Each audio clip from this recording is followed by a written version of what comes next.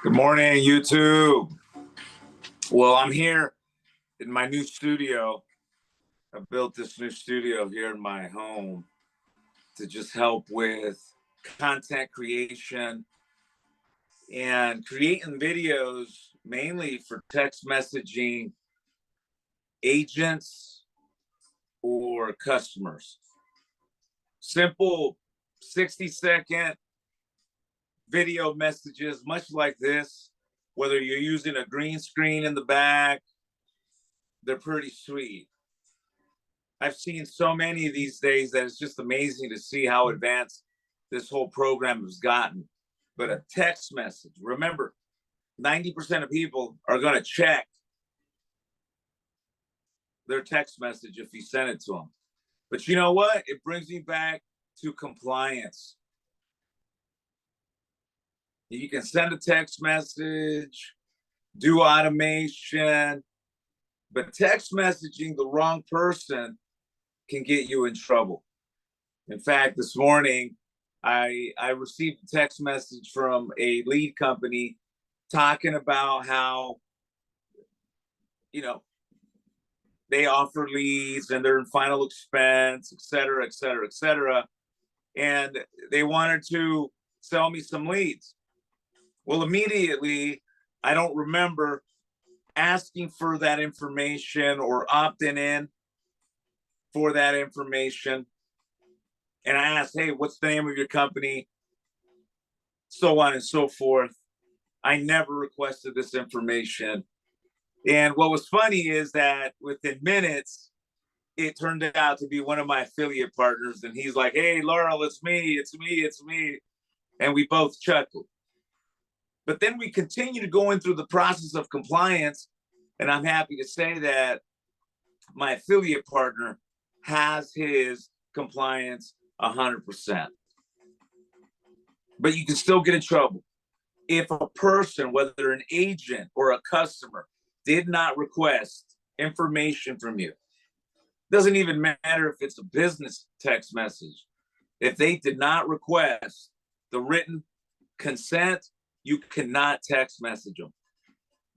Something to think about. A couple weeks ago, I was talking to the president of a life insurance company.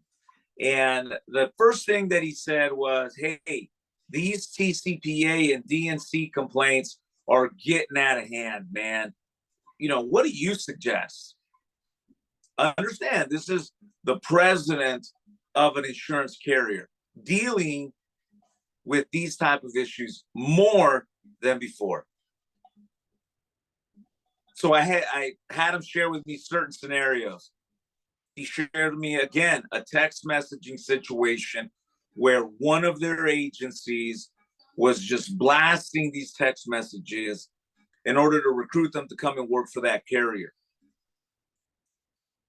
So far, they're about $400,000 in legal fees and back and forth because they have to hire the lawyers in order to defend themselves. Crazy. And we talked about how to fight that.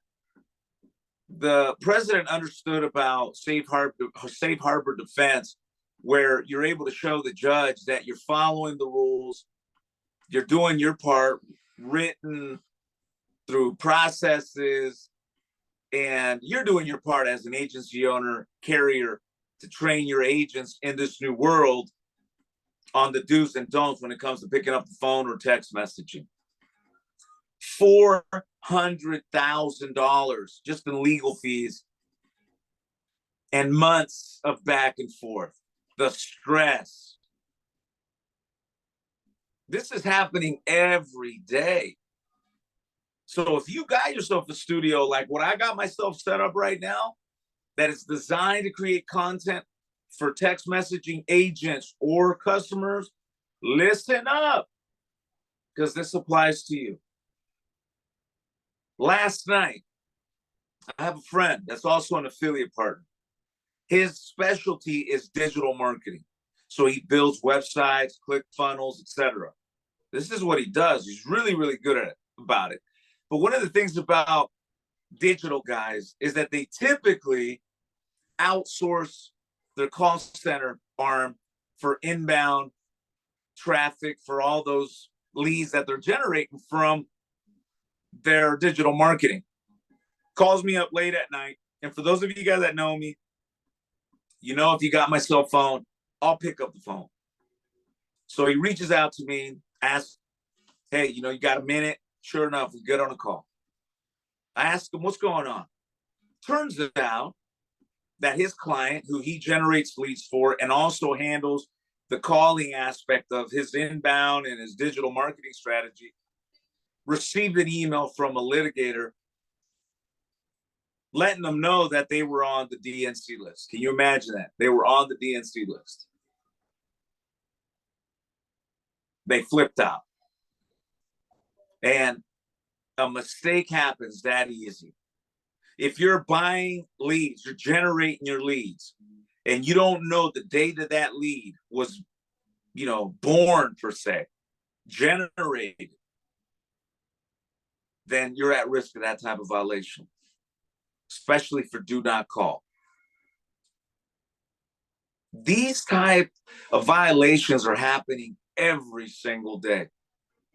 I've been talking about this for years. And if you guys go into my channel, type in TCPA in the search engine, and you're going to get a bunch of videos over the last few years where I've been talking to you guys.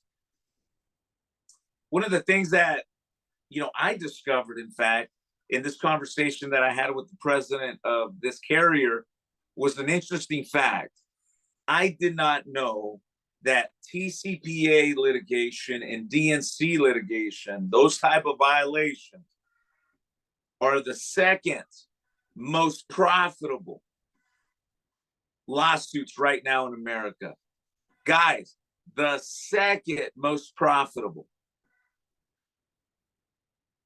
So if you're watching this video and you're using text messaging to send to agents and thinking, well, it's a business, and business to business is different. Wrong. In this particular case with my friends at this carrier, that was their argument or their defense, and it's not flying with the judge. But again, if you're watching this video, you would like to learn how you can set up a proper safe harbor defense. Look, I'm not a lawyer, but I have a team of experts and lawyers that know the law, and I've been able to learn from that. And I'll share with you what I've learned, what we've done when it comes to a safe harbor defense. Whether you're text messaging, calling, even doing inbounds, compliance is a major, major issue. So again, it's easy to make that mistake. Every single day, I train my agents on the importance of checking every single phone number on the national do not call. There's also 12 states in the country that have their separate list. So not only do you have to check with the national, but then you need to check with that specific state. Guys, these violations could cost thousands. I mean, thousands. One.